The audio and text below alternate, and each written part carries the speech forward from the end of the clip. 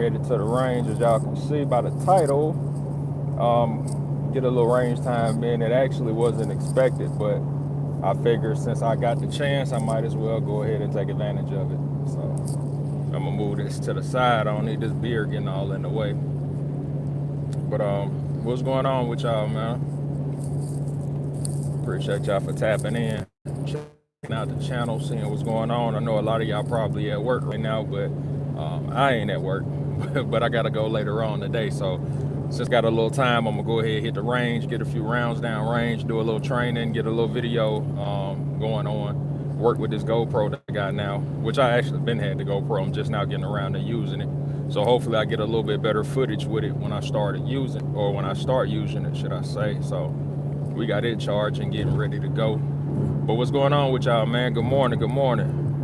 What up, Yeah, I'm gonna get it in, man. I'm gonna get it in while I try to help my mood, try to help me feel a little bit better. Since I guess mentally, I got like 1,000 things going on in my head. So what better way to clear it out than to go and hit the range up? But like I said, it was last minute, so I ain't even expect to be able to go today. I didn't think I was gonna have the time, but since I got it, why not?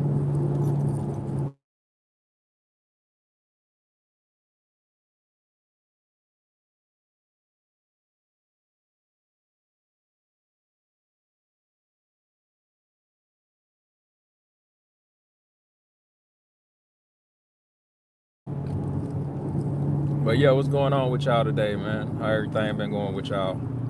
Like I said, I know a lot of y'all at work right now, so I appreciate y'all tapping in and checking out the content, checking out the live. Hopefully y'all been liking the content, man. What about now, What about now? Okay, cool.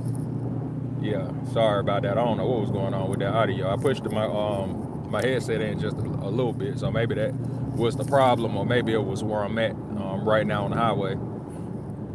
But yeah, I'm about to go to the range, man, get a little range time in, do some work, get the plate carrier on, put the belt on, work with the GoPro that we got now. Like I said, we've been had the GoPro. I'm just now getting around to actually bringing it out and using it, so I'm excited about that. How y'all been liking the content though from some of the newer stuff that I've been uploading? How was the video quality and the audio and all that kind of stuff? Because I know a lot of people were saying that the audio wasn't the best, or it was times where they were saying that the video wasn't the best as far as the quality. So I've been trying to work with my phone just a little bit more to see if I can get it, in a little bit better situation. And I think it's actually been working now since I've been using this other app when it comes to recording. I think it's really been helping out. Well, not recording, but should I say doing the editing. And I think editing on this app really helps me out a whole lot more than when I was using it to using the content and putting it on the laptop and working with the little Studios app. And then every time I would put something out, it always looked grainy. Sound was always good, but the quality of how it looked was just always weird once I tried to transfer it over back onto YouTube or upload it. So I'm gonna use the camera like I've been doing, just keep using that other app, and hopefully y'all enjoying the content a little bit more. Yo, what up, TOM? What's poppin'? iMovie. Yeah, I think I'm not sure if it's iMovies that I'm using when I'm on the laptop, when I'm on the MacBook, but when I'm using my phone, it's this other movie app that's on there.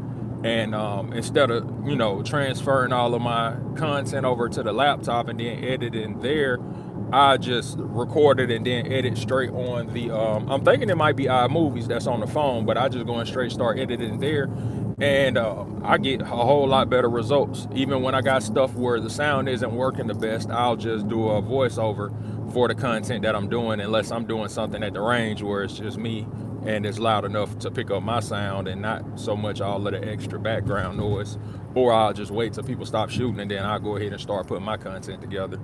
And it really helps out a lot. So I'm excited about that. I'm excited to see how this GoPro goes sound once I started using it, or once I start using it today and upload it. I'm anticipating how well the video is gonna look or how bad it's gonna look. But I'm gonna record on both though. I'm gonna record on the phone, and I'm gonna be recording on the GoPro, which I'm gonna have attached to my chest, or have it attached to the plate carrier. And then once I do my work from there, you'll be able to get a more POV type of visual when it comes to it. And I mean, shit, it'll probably help me.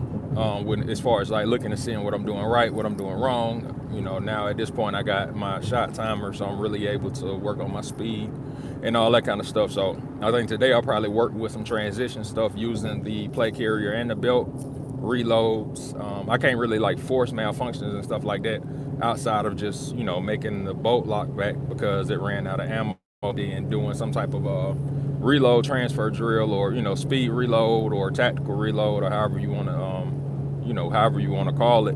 But I think working with that shot timer really helps a lot when it comes to your speed reloads or your tactical reloads, because it, you know, it helps you do just that. It helps you see just how fast you're actually doing those reloads.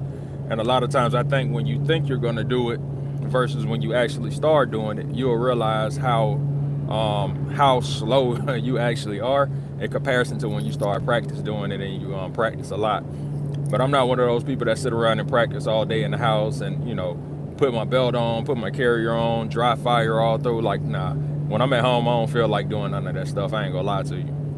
I really ain't gonna lie. But yeah, because that would mean I have to go put the right belt on, right pants on in order to have my belt set up, and I ain't got time for all that. So I might do a little dry fire in here with the pistol, but that's just from in hand, and pretty much just working on finding my dot, which is not really hard once you start playing around with your red dots a lot, especially anybody who's running a red dot on their pistols. The more you actually practice with it, the easier it is to find the dot. But I think the term of finding a dot is not like technically correct. I feel like the term should be putting the dot where you're looking at, because the more that I practice with using a red dot, the more I realize that it's not so much about me finding the dot as it is when I would be able to put the dot exactly where my eyes are at, or exactly where I'm looking, and know how to position it like right there in that spot. And then that's when I became a faster shooter. And also I feel like learning the dot is easier when you start shooting with both eyes open. I appreciate it, man. I know a lot of people don't know how to shoot with both eyes open, or it seems like a weird thing to do, but trust me, once you start shooting with both eyes open, you'll realize just how easier it is to become a better shooter. Let me see how many rounds I'm at for tactical reloads. Practice to be. I don't know. I mean, rounds wise, I think you can get, if you run with 30 rounds in a magazine and you run 2 mags, and we'll say we're running a rifle and we're trying to work on speed for a reload. What I would do is I will put 1 round in 1 magazine, and then I'll put it into the rifle, and then the other 29 rounds, they'll be in another magazine that I have in my mag pouch. And what I would do is I'll use my timer, hit it, it bings, do my shot, bow, bolt locks to the rear, all ready. Go ahead and drop that mag, and then grab another mag, put it back up in there, and then you back dropping your bolt forward, and then you're right back to shooting again. So I think that would be pretty much a tactical reload if you're actually reaching up to grab the magazine with the loaded magazine in your hand. So if I'm reaching down to my belt and I'm grabbing the loaded mag, when I come up, I'm grabbing also the magazine that is in the mag well with kind of like my extra fingers, and releasing it, and then putting the other magazine, which is filled, back up in there, and then tucking the empty magazine back over into the magazine pouch. And then I think the speed reload would basically just be you dropping that mag completely. So after you put that 1 round in that magazine and you charge it and you let off that first round, you just pretty much drop your mag release, and you'll push your mag release, drop that mag, and just immediately throw the next mag in, and you pretty much just discarded that first mag. So I guess that would be considered doing a speed reload. And then the tactical would basically be you pulling the new mag, then swapping the old mag out with both in the same hand, and then putting the old mag back into another pouch or in a dump pouch or whatever. Which, if sometimes you should have a dump pouch on your belt too, if you're running a belt at the range, because that dump pouch comes in handy, because you can always just toss any extra mags in there, anything that falls off. Normally I keep my little pasters for my stickers. I keep those in my dump pouch. So whenever it's time to go and repaste the paper or whatever, I just reach in my dump pouch, pull the roll out, and then I just start putting more stickers up. So I hope that kind of answered your question about the whole tactical reload versus speed reload, and how many rounds you'll actually need. But like I say, you don't need a lot of rounds. I think when you're trying to make every round count when you're training, you won't really need as many rounds, because now you are pretty much focusing on every movement, every shot. You're doing the drill, so you're not going to be shooting as fast. You know, you might do the drill and then wait a few seconds before you get ready to do the next round of the drill. So you might do the speed reload maybe like 15 times.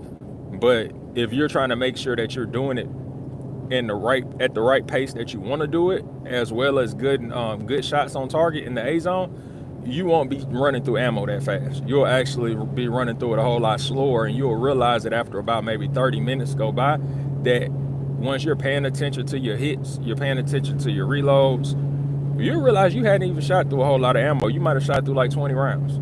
But I feel like that's if you really taking your time and trying to like perfect your skills in that sense. Because I've been there before where I've gone and I've trained and wondered about, well, do I really have enough ammo to go out here? And I'm hearing about people going and, you know, shooting through 500 rounds per range trip. And I'm like, do I have to have that much ammo in order to have a good time at the range? Nah. It depends on what you're doing, though. So if we just out and we just shooting all willy-nilly, we don't care about nothing, we just blowing ammo, we just throwing rounds down range, you know, doing, you know, 2 and 3 shot drills at the same time over and over and over without stopping, then yeah, I could see you running through a lot of ammo. But when I watched the video a while back, somebody was saying how you don't, when you're trying to train, you're actually trying to become more efficient at what you're trying to do. It don't call for a lot of ammo. You can run through have a 50 round box and it takes you about 45 minutes to get through it, because you're really paying attention to everything you're doing. Even if you're doing it slow just to do like, you know, a walkthrough, you're still not doing that one drill and then next thing you know, you immediately going to the next one. Like, no, you doing the drill, you're just gonna stop, you go check your targets, you go you know, check your shots, you go set back up, get back ready to run the next drill again, and then you'll realize you're not running through a lot of ammo. It's just what it is. But like I said, if you're out with people and y'all just like wearing ammo out, then yeah, you'll run through it fairly quick. You'll go through 500 rounds in less than an hour, just because you're just blowing. You know, you ain't really shooting with no real type of purpose. You're just sending rounds down range and having a good time.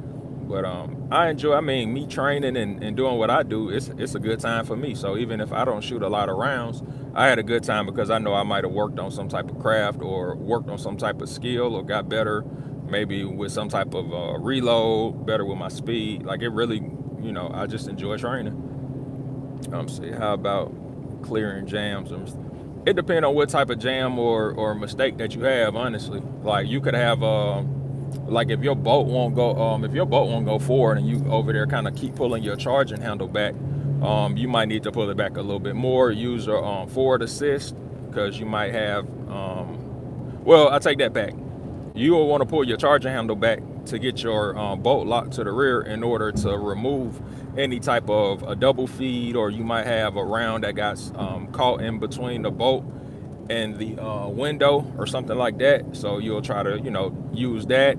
As far as another malfunction, if it's just, you might have a bad primer. So first thing I'll do is I'll pretty much drop the magazine out of it, and then I'll immediately go to pointing the rifle, of course, in a safe direction, and then pulling the charger handle back, and then trying to eject that round, because it could be just a bad primer and it struck but it never went off. And that happens also if you shoot a lot of remanufactured ammo. Those pretty typically the only failures or jams or anything that I've ever dealt with when it comes to a rifle.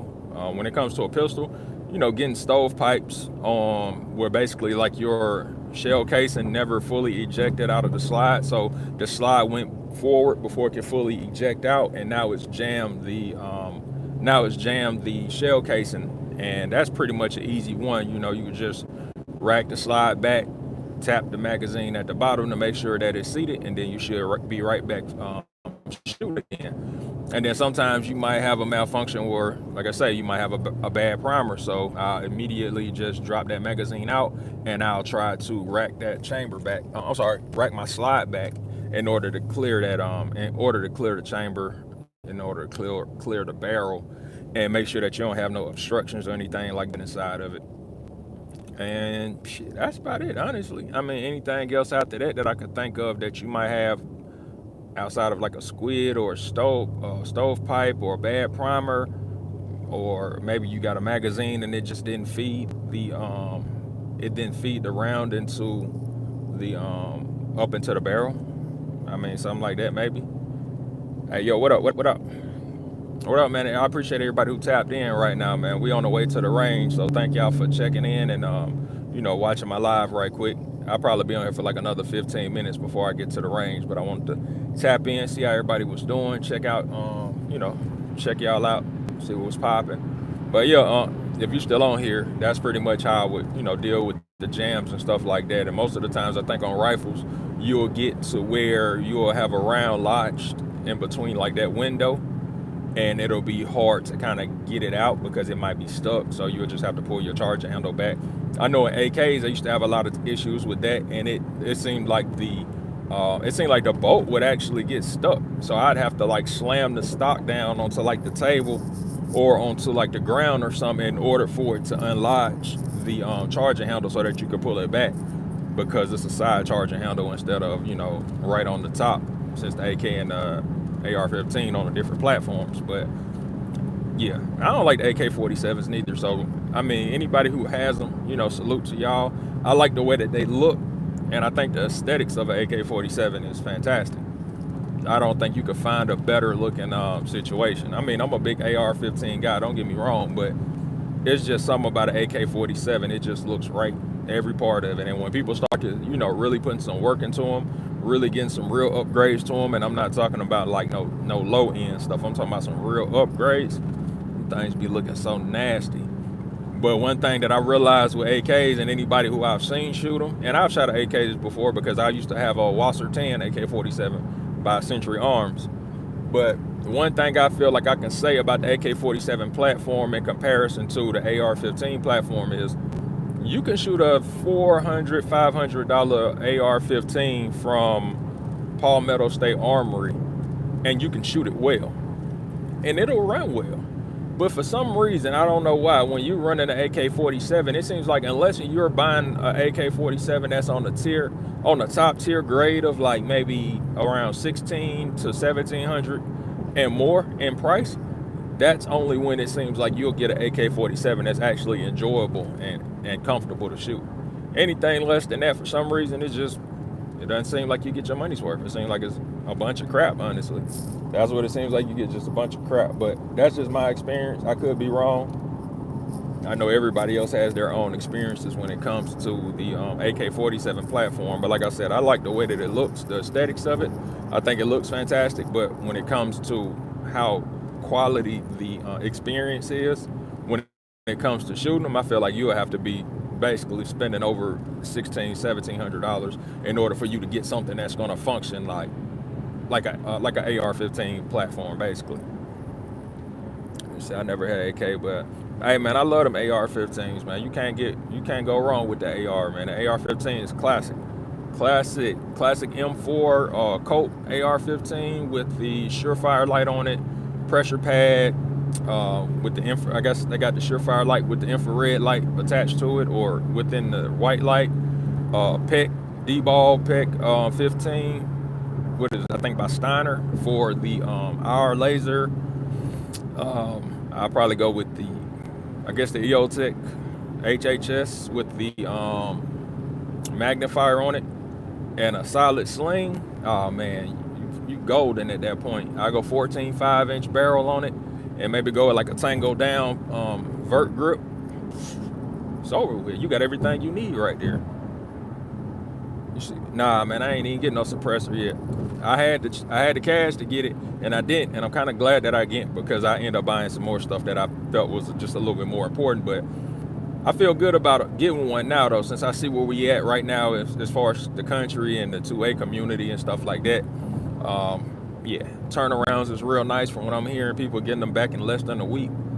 Prices are really good. I've seen some solid prices for some, and the ones that I've been looking at the most are the BNTs, because they are compatible with the Surefire muzzle devices, and I'm a big Surefire guy when it comes to lights and muzzle devices. So I think I'm gonna go ahead and get the BNT, which is It's a whole lot cheaper than getting a Surefire. I think that Surefire, like RC2 or something like that, it's like real good for the rifle length. But the suppressor, I think, is probably like $1,300 or something. And I ain't trying to pay $1,300 when I could go and pay something around 7 or 8. And my EDC is a Glock 19 Gen 5 with the Holosun with 507K red dot and Trigicon suppressor height night sights with the green dots. We have the TLR7 from Streamlight on it, and we have the goon tape, which is pretty much just like a little black goon tape wrapped around it. I would actually show it, but the last time I showed a gun on live, man, they cut my live off and told me I can't post nothing no more. So I was like, it was my first time realizing that though. So I didn't even know it. Just somebody asked that question, and I just so happened to have had my pistol right there next to me. So I was like, okay, cool, I can show it to you.